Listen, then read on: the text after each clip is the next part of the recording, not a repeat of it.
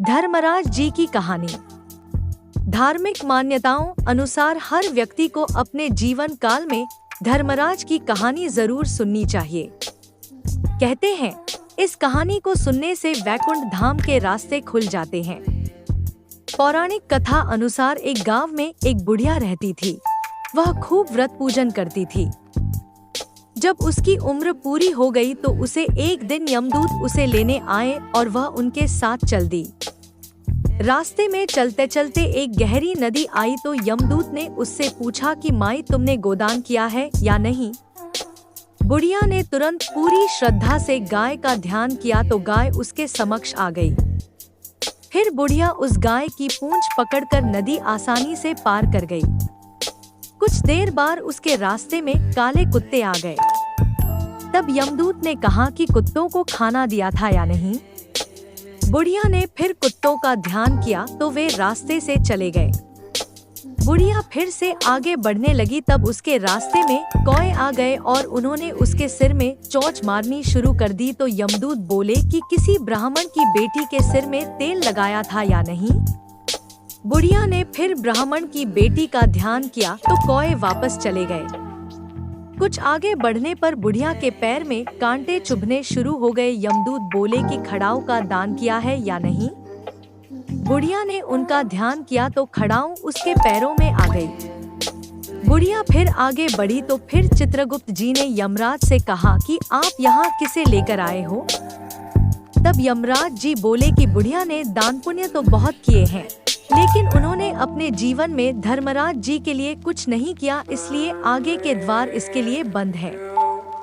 धर्मराज की सारी बात सुनने के बाद बुढ़िया बोली कि आप मुझे सिर्फ 7 दिन के लिए धरती पर वापस भेज दें। मैं पूरी श्रद्धा से धर्मराज जी का व्रत और उद्यापन करके वापस यहाँ लौट आऊंगी। यमराज ने उन्हें धरती पर वापस भेज दिया। बुढ़िया अपने गांव आ गई और गांव वालों ने उसे भूतनी समझकर अपने घर के दरवाजे बंद कर दिए। वह जब अपने घर गई तो उसके बहुबेटे ने भी डर के मारे दरवाजे बंद कर दिए। बुढ़िया ने कहा कि मैं भूतनी नहीं हूँ, मैं तो धर्मराज जी की आज्ञा से सिर्फ 7 दिन के लिए धरती पर वापस आई हूँ। इन 7 दिनों में मैं धर्मराज जी का व्रत और उद्यापन करूंगी, जिससे मेरे लिए परलोक के रास्ते खुल जाएंगे।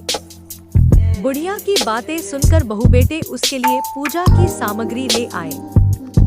लेकिन जब बुढ़िया कहानी कहती है तब वह हुंकारा नहीं भरा, जिससे बुढ़िया बाद में अपनी पड़ोसन को कहानी सुनाती है और वह हुंकारा भरती है। इस तरह से 7 दिन धर्मराज की विधि विधान व्रत पूजा और उद्यापन करने के बाद धर्मराज जी बुढ़िया को लेने के लिए विमान भेजते हैं। स्वर्ग से आए विमान को देख उसके बहुबेटों के साथ सारे गांव वाले भी स्वर्ग जाने को तैयार हो गए। बुढ़िया ने कहा कि तुम कहाँ तैयार हो रहे हो? मेरी कहानी तो सिर्फ मेरी पड़ोसन ने सुनी है, इसलिए वही मेरे साथ जाएगी। तब सारे गांव वाले बुढ़िया से धर्मराज जी की कहानी सुनाने का आग्रह करने लगे। तब बुढ़िया उन्हें भी कहानी सुना देती है। कहानी सुनने के बाद गांव के सभी लोग विमान में बैठकर स्वर्ग जाते हैं। तो धर्मराज जी कहते हैं, मैंने तो विमान केवल बुढ़िया को लाने के लिए भेजा था।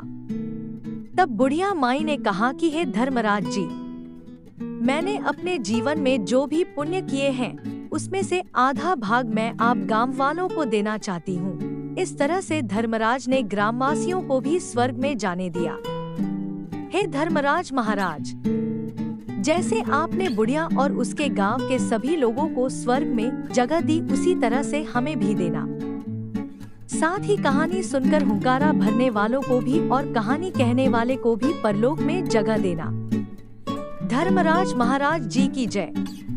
कहानी अच्छी लगी हो तो लाइक शेयर करें और चैनल को सब्सक्राइब जरूर करें, ताकि आने वाले वीडियो की नोटिफिकेशन आपको मिलती रहे।